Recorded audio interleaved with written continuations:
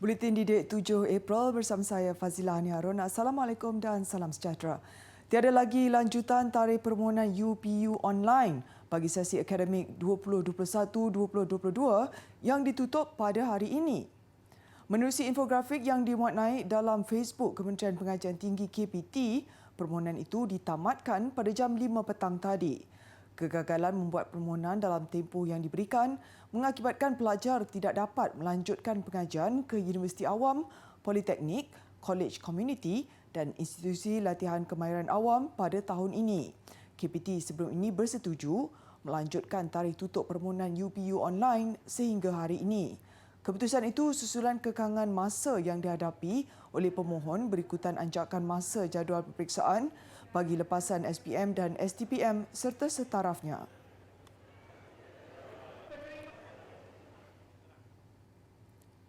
Perdana Menteri Tan Sri Muhyiddin Yassin menyuarakan komitmen kerajaan untuk meneruskan usaha bagi memastikan rakyat dan kumpulan bukan warga negara yang menetap di Malaysia mendapat akses perkhidmatan kesihatan terbaik. Komitmen kerajaan itu diutarakan beliau sempena Hari Kesihatan Sedunia hari ini yang turut menandakan ulang tahun Penubuhan Pertubuhan Kesihatan Sedunia WHO. Melalui hantarannya di Facebook, beliau berkata, Hari Kesihatan Sedunia disambut dalam suasana pandemik COVID-19 masih melanda negara dan seluruh dunia. Walaupun jangkitan di Malaysia menunjukkan trend penurunan, situasi masih belum stabil dan berharap rakyat akan terus bersama mengarungi fasa pemulihan dan memulihkan ekonomi negara. Tan Sri Muhyiddin turut mengucapkan terima kasih kepada petugas Barisan Hadapan Kesihatan atas usaha memberikan perkhidmatan kesihatan terbaik, terutamanya dalam berdepan situasi pandemik. Beliau juga menggesa rakyat untuk menjaga kesihatan diri dan mengamalkan gaya hidup sihat melalui pemakanan dan diet seimbang serta melakukan aktiviti riadah dengan lebih kerap.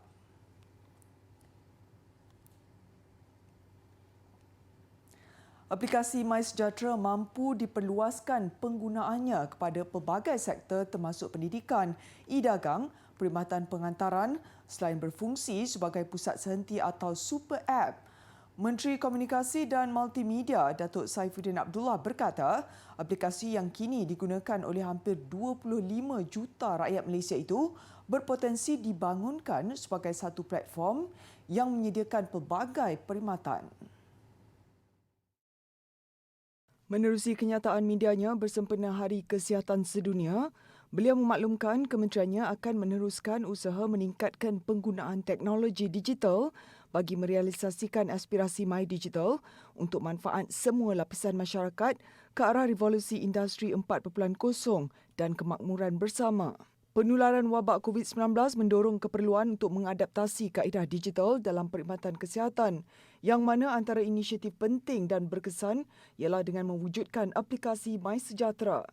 Aplikasi itu membantu kerajaan, khususnya Kementerian Kesihatan serta Kementerian Tenaga, Sains, Teknologi dan Inovasi dalam menguruskan maklumat jangkitan, pengawasan penularan wabak serta pendaftaran suntikan vaksin secara waktu sebenar dan terkini. Liputan jalur lebar mudah alih 4G di seluruh negara kini mencecah 93.51% sekaligus menandakan pelaksanaan Pelan Jalinan Digital Negara Jendela berada di landasan yang tepat untuk mencapai sasaran liputan 96.9% menjelang akhir 2022. Pengerusi Suruhanjaya Komunikasi dan Multimedia Malaysia SKMM, Dr. Fadlullah Suhaimi Abdul Malik berkata, peratusan direkodkan sehingga 31 Mac lalu itu adalah peningkatan liputan daripada 92.03% pada 31 Disember tahun lepas. The market has got choices. Okay. Therefore, different operators would have different offerings to attract their customers. What's important, if you look at the numbers for the first quarter, okay, for the 600,000 that they had targeted for migration, 562,000 that they had targeted for migration, 629,000 had already migrated. What that means is that the offers, the awareness, and the effort done by the respective service providers are providing a very good yield to the efforts. Beliau berkata demikian pada taklimat laporan suku kedua jendela yang diadakan secara maya pagi tadi. Tambahnya, pemasangan sambungan fiber juga diluluskan untuk 5.7 juta premis dengan kelajuan jalur lebar mudah alih 25.44 Mbps.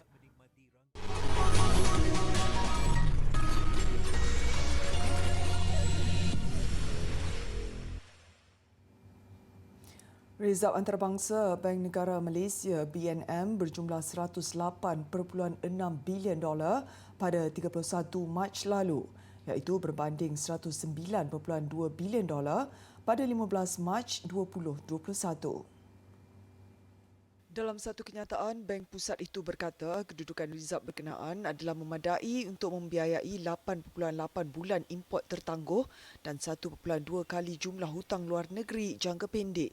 Paras rizab ini telah mengambil kira perubahan suku tahunan bagi penilaian semula pertukaran asing. BNM memaklumkan komponen utama rizab antarabangsa adalah rizab mata wang asing, kedudukan rizab tabung kewangan antarabangsa, hak pengeluaran khas SDR, emas dan aset rizab. Aset-aset terbabit merangkumi emas dan pertukaran mata wang asing dan rizab lain termasuk SDR, kertas kerajaan Malaysia, deposit dengan institusi keuangan, pinjaman dan pendahuluan, tanah dan bangunan serta aset lain. Menurut Bank Pusat itu lagi, modal dan liability terdiri daripada modal berbayar, rizab, mata wang dalam edaran, deposit oleh institusi keuangan, deposit kerajaan persekutuan, lain-lain deposit, kertas bank negara, peruntukan SDR dan lain-lain liability. Golongan peniaga menyambut baik langkah kerajaan membenarkan Bazar Ramadan kembali beroperasi seperti biasa tahun ini. Rata-rata yang ditemui sedia menerima dan mematuhi garis panduan baru seperti yang ditetapkan Majlis Keselamatan Negara MKN bagi mengekang penularan COVID-19. SOP untuk tahun ini pada pandangan saya agak efisien, teratur dan lebih mudah untuk kami ikut semua SOP dia. So far bagi kami dalam Fresh Fruit Z tak ada masalah anything yang happen. So semuanya agak berjalan agak lancar lah. Memang betul-betul kali ni tak macam sebelum ni kan, ramai orang. Sekarang ni hanya kedai diorang benarkan 1 atau 2 customer saja. Lepas tu kena beratur. Tak boleh macam dulu kan, diorang macam rasak-rasak, siapa nak dulu. Sekarang tak adalah, kena beratur dulu. Jadi kita peniaga pun tak adalah macam kelang kabut. Semalam berlangsungnya majlis sesi cabutan undi dan penyerahan permit Bazar Ramadan membabitkan kawasan Majlis Bandaraya Petaling Jaya MBPJ. Menurut Pengarah Jabatan Pelesenan MBPJ Syarina Syamsuddin, keluasan tapak Bazar Ramadan tahun ini dikurangkan sekitar 50%. Kalau kita tengok dulu, bazar kita bagi contoh setiap tempat tu kita akan bagi dia 50%. 50%, kita bagi contoh Kelana Jaya lah. Kelana Jaya petak dia dulu ada 200 petak. Jadi sekarang ni sebab penjarakan dan kita akan bagi dia 50% lah, dan kita juga membuka satu tapak yang baru supaya tambah lagi ruang untuk peniaga-peniaga. Tambahnya, setiap peniaga juga dihadkan untuk menempatkan hanya 2 pekerja pada satu-satu masa selain anggota sukarelawan ditempatkan bagi memantau tahap pematuhan. Peniaga dan pengunjung juga disarankan menggunakan transaksi e-dompet bagi mengurangkan sentuhan semasa urusan jual beli. Sempena kedatangan Ramadan kira-kira seminggu lagi, beberapa pihak berkuasa tempatan PBT mengambil inisiatif untuk kuat kuasa kaedah bayaran tanpa tunai di Bazar Ramadan. Di Kuantan, pelaksanaannya dilaksanakan secara berperingkat membabitkan 30 lokasi di bawah pentadbiran Majlis Bandaraya Kuantan MBK sebelum diperluaskan bermula hari pertama bulan puasa. Datuk Bandar Datuk Hamdan Hussein berkata dalam mematuhi prosedur operasi standard SOP semasa musim COVID-19, pihaknya mendapati kaedah itu sesuai yang mana pembeli digalakkan berurus niaga tanpa tunai atau cashless. Ujarnya MBK bekerjasama dengan beberapa bank bagi menyediakan kemudahan perkhidmatan itu. Buat permulaan, penggunaannya digalakkan dalam kalangan peniaga dan pelanggan di Bazar Ramadan dan Bazar Aidilfitri. Dalam pada itu, Datuk Hamdan berkata penganjur dan peniaga harus mematuhi SOP yang ditetapkan bagi mengelak permit mereka ditarik balik sekaligus dikenakan tindakan undang-undang.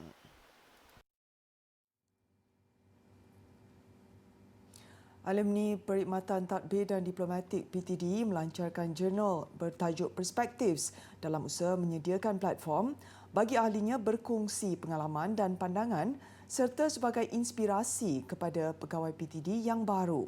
Presiden Persatuan Alumni PTD Tan Sri Dr. Salihuddin Muhammad berkata, usaha penerbitan berkenaan dimulakan 2 tahun lalu dan ia akan menjadi bahan sejarah yang berharga untuk generasi akan datang. Dengan perkhidmatan yang diberikan PTD kini, beliau yakin bahawa ia bertambah baik pada masa hadapan. Beliau berkata demikian ketika berucap sempena majlis sambutan ulang tahun ke-100 PTD dan pelancaran jurnal itu di Ibu Negara. Antara penyumbang dalam penulisan jurnal itu ialah bekas Ketua Setiausaha Perbendaraan Tan Sri Muhammad Sharif Muhammad Kasim dan Pro-Chancellor Universiti Teknologi Mara UiTM Tun Arsyad Ayub. Jurnal berkenaan akan diterbitkan setahun sekali dalam 2 bahasa, iaitu bahasa Melayu dan Inggeris.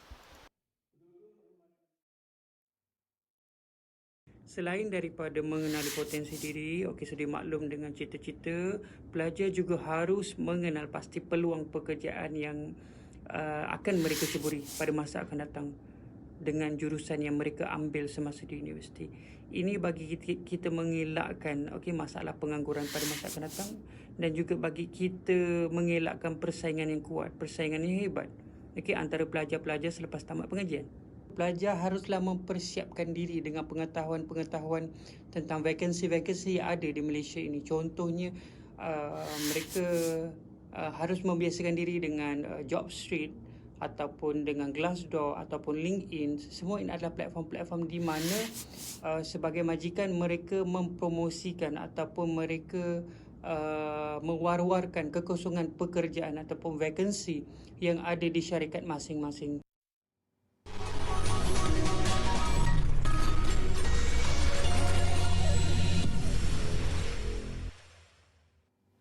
Bersua kembali. Buat julung kalinya, Jawatan Kuasa Kolaborasi Community College Vocational Balik Pulau KVBP menganjurkan program sumbangan bakul makanan asas hasil dana yang dikumpul di kalangan guru.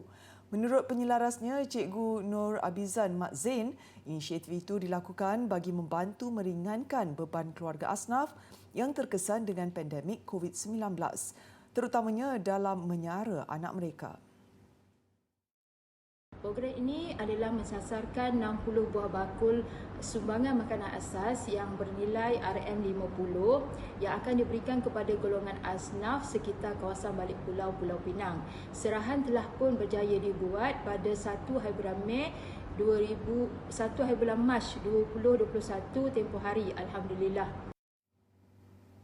Tambahnya, program seumpama itu bertujuan menyuntik semangat penerima sumbangan menjalani kehidupan lebih baik di samping memupuk sikap prihatin dan suka menolong dalam kalangan warga KVBP terhadap kesusahan orang lain. Beliau turut berharap agar program berbentuk kebajikan ini dapat ditingkatkan lagi pada masa akan datang, khususnya dalam kalangan pendidik. Penduduk Melaka yang terkesan dengan pandemik COVID-19 berpeluang meraih pendapatan sampingan menerusi penjualan barangan terbuang dengan harga RM1.10 sekilogram. Antara barangan terbuang yang akan dibeli oleh Perbadanan Pengurusan Sisa Pepejal dan Pembersihan Awam SW Corp daripada penduduk negeri berkenaan ialah minyak masak, fabrik dan barangan elektrik. Menurut Exco Hal Ehwal Pengguna Negeri Datuk Ismail Othman, inisiatif itu bertujuan menggalakkan rakyat negeri tersebut mengamalkan budaya kitar semula terhadap barangan terbuang. Kesedaran hari ini kalau kita dapat membuat barang buangan ini dan juga dapat penghasilan. Walaupun benda itu tak banyak RM10, RM20 kan. Tetapi hasil tu kita dapat menjaga alam sekitar, meringankan bebanan-bebanan dekat pusat pembuangan sampah di Sungai Udang. Bagi saya banyak fokus kat Sungai Udang. Kerana pusat pelupasan sampah itu terlampau dah orang kata tenat. Beliau berkata demikian selepas melancarkan program Singgit Sepusin di Wisma Negeri Air Keruh, Melaka. Menerusi inisiatif itu, kata Datuk Ismail, pihak SW Corp akan menyediakan stesen penimbang di setiap taman perumahan. Stesen penimbang berkenaan jelasnya bertujuan memudahkan penduduk menjual barangan terbuang kepada pihak SW Corp. Setakat ini, ujarnya, beberapa kawasan dalam pentadbiran Majlis Perbandaran Hang Tuah Jaya MPHTJ dan Majlis Perbandaran Alur Gajah MPAG telah diwujudkan stesen berkenaan.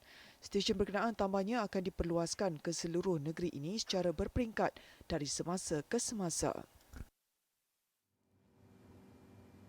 El Salvador kini membenarkan operasi institusi pendidikan dengan pembukaan lebih 3,500 sekolah.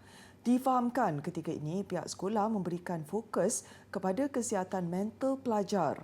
Ia terpaksa dilakukan memandangkan penutupan sekolah untuk tempoh masa yang panjang, sekaligus memisahkan suasana persekolahan termasuk pergaulan antara pelajar dengan rakan-rakan. Sebelum ini, kerajaan menetapkan pembukaan separa sekolah iaitu ibu bapa diberi pilihan sama ada membenarkan anak mereka mendapatkan pendidikan formal atau sebaliknya. Sehingga kini, negara itu bergelut dengan pandemik COVID-19 dengan lebih 65,000 kes positif dan lebih 2,000 kematian. Sepanjang pengalaman saya di universiti ini, sekiranya pelajar tidak mempunyai minat dalam satu-satu kursus yang diambil di universiti, dia akan mendatangkan sesuatu masalah yang berpanjangan kerana sesuatu kursus terbabit memerlukan daya usaha yang berterusan bagi meneruskan kelangsungan pengajian di universiti. Kursus-kursus yang ingin dipilih ini perlulah mempunyai prospek kerja yang lebih baik untuk masa hadapan dan pelajar-pelajar perlu bersedia sekiranya untuk bersaing dengan generasi-generasi yang mendatang dan juga kena bersedia untuk menjadi usahawan yang mana memerlukan daya usaha kendiri yang optimum dalam kita memajukan diri kita sendiri suatu masa nanti.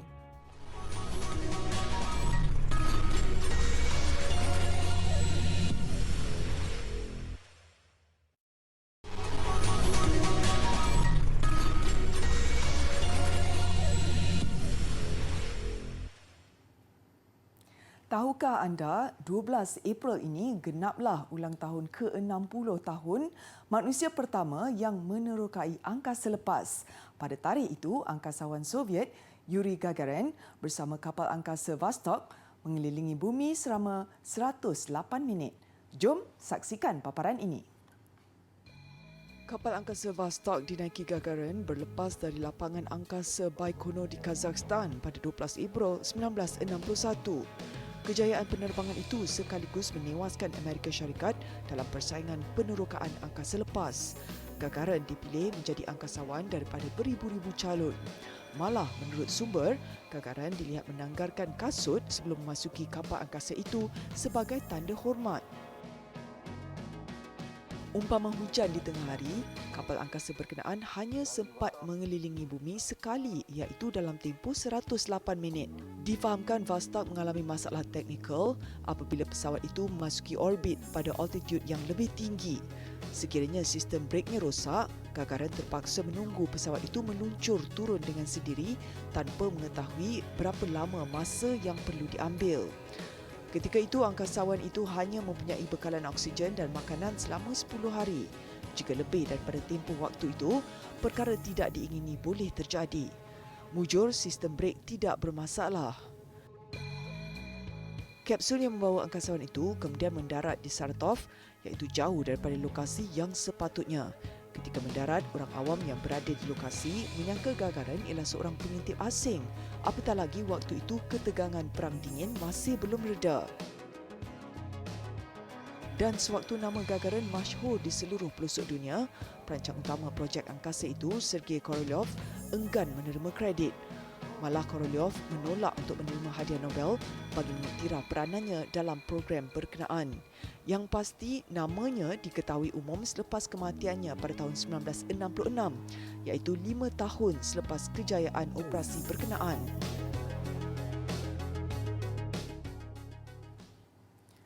Bintang Bollywood Katrina Kaif disahkan dijangkiti COVID-19 dan kini menjalani kuarantin di rumah. Katrina Kaif menerusi laman Instagramnya memaklumkan telah mengikuti protokol keselamatan di bawah nasihat doktor selain meminta semua kontak rapatnya agar segera menjalani saringan COVID-19. Katrina Kaif menjadi pelakon Bollywood terbaru dijangkiti COVID-19 selepas Amir Khan. Kes COVID-19 terus meningkat di India dengan industri hiburan antara yang paling teruk terjejas.